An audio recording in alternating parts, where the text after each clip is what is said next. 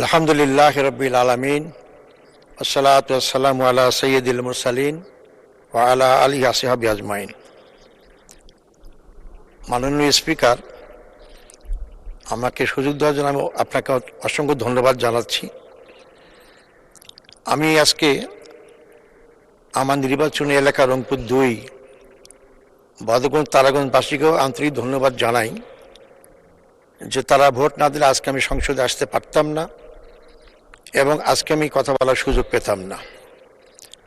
মাননীয় স্পিকার, যাদের ব্যাপারে শোক প্রস্তাব আনতে বলা হয়েছে, বিশেষ করে আমার দলের, আমি অত্যন্ত দুঃখিত যে আজকে যদি ২৪শে জুলাই না হতো তাহলে আমার মতো লোক ফাঁসির সেল থেকে এসে সংসদে স্থান পেতাম না। আমি প্রথমেই সেই জুলাই যোদ্ধাদের আন্তরিক মোবারকবাদ এবং ধন্যবাদ জানাচ্ছি, যাদের ফলে শুধু আমি না, যারা দেশ এবং দেশের বাইরে ছিলাম, যারা কারাগারে ছিলাম, যারা কোনো সময় কল্পনা করিনি, আজকে আমরা মহান জাতীয় সংসদে উপস্থিত হতে পেরেছি এবং আজকের সেই জাতীয় সংসদ। তাই জুলাইকে অস্বীকার করে জাতীয় সংসদ এটা হতে পারে না। মাননীয় স্পিকার, মরহুমা বেগম খালেদা জিয়া, আমি তাকে দীর্ঘদিন ধরে জানি, তার পাশে কাজ করেছি। আমি যখন ঢাকা মহানগরীতে দায়িত্ব পালন করেছি তখন থেকে আমরা স্বৈরাচারী আন্দোলনে তার পাশে ছিলাম। তাকে অত্যন্ত কাছে থেকে আমরা জানি এবং চিনি। তিনি আপাত মস্তক একজন বাংলাদেশ প্রেমিক মহিলা ছিলেন, তিনি দেশপ্রেমিক মহিলা ছিলেন। তিনি দেশের স্বার্থের বাইরে অন্য কোনো কথা চিন্তা করেননি। এমনকি তাকে দেশ থেকে বিতাড়িত করার চেষ্টা করা হয়েছে, তিনি আপোষহীন ছিলেন, তিনি দেশ থেকে বিতাড়িত হন নাই। তিনি বলেছেন যে আমার দেশের বাইরে কোনো জায়গা নেই থাকার, বাংলাদেশই আমার জায়গার স্থান। এবং তাই জীবনের শেষ দিন মুহূর্ত পর্যন্ত তিনি এটাতে অটল এবং অবিচল ছিলেন। মাননীয় স্পিকার, আমাদের যাদের পাশে আমি জেলখানে একসাথে ছিলাম তারা আজকে আমার কাছে নেই, তারা চলে গিয়েছেন, তারা আমার নেতা ছিলেন। তা আমাদের সর্বপ্রথম ছিলেন আমাদের তৎকালীন বাংলাদেশ জামাত ইসলামের আমির, সফল মন্ত্রী মাওলানা মতিউর রহমান নিজামী। তার সাথে আমার ছাত্র জীবন থেকে পরিচিত।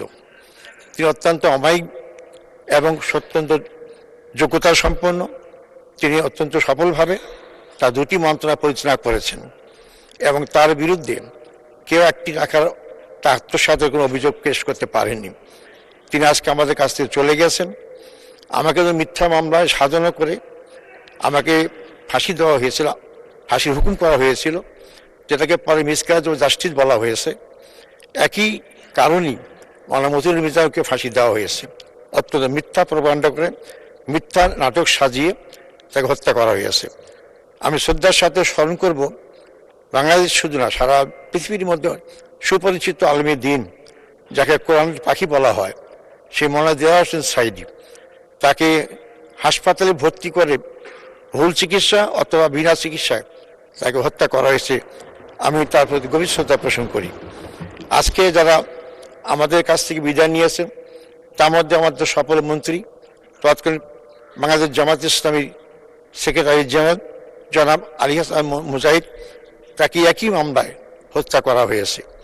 এবং মোহাম্মদ কামরুজ্জামান আব্দুল কাদের মোল্লা, একই মামলায় হত্যা করা হয়েছে। প্রবীণ রাজনীতিবিদ, যিনি ইউনিয়ন কাউন্সিল মেম্বার থেকে জাতীয় সংসদে 5 বার এমপি নির্বাচিত হয়েছিলেন, মানে আব্দুল সোবান, তাকেও জেলখানায় অত্যন্ত কষ্ট দিয়ে হত্যা করা হয়েছে। মাননীয় স্পিকার, আমি যারা আরও অনেক নাম আছেন এবং জুলাই যোদ্ধা শহীদ আছেন, আমি তাদের সবাইকে শ্রদ্ধার সাথে স্মরণ করি, তাদের শোকশান্ত পরিবারের প্রতি সমবেদনা জ্ঞাপন করি এবং আল্লাহর কাছে কায়েমত দোয়া করি আল্লাহ তাদের সব নেক আমল কবুল করেন এবং জান্নাতের উচ্চতম দান করেন, জান্নাতুল ফেরদৌস দান করেন। মাননীয় স্পিকার, আপনাকে ধন্যবাদ।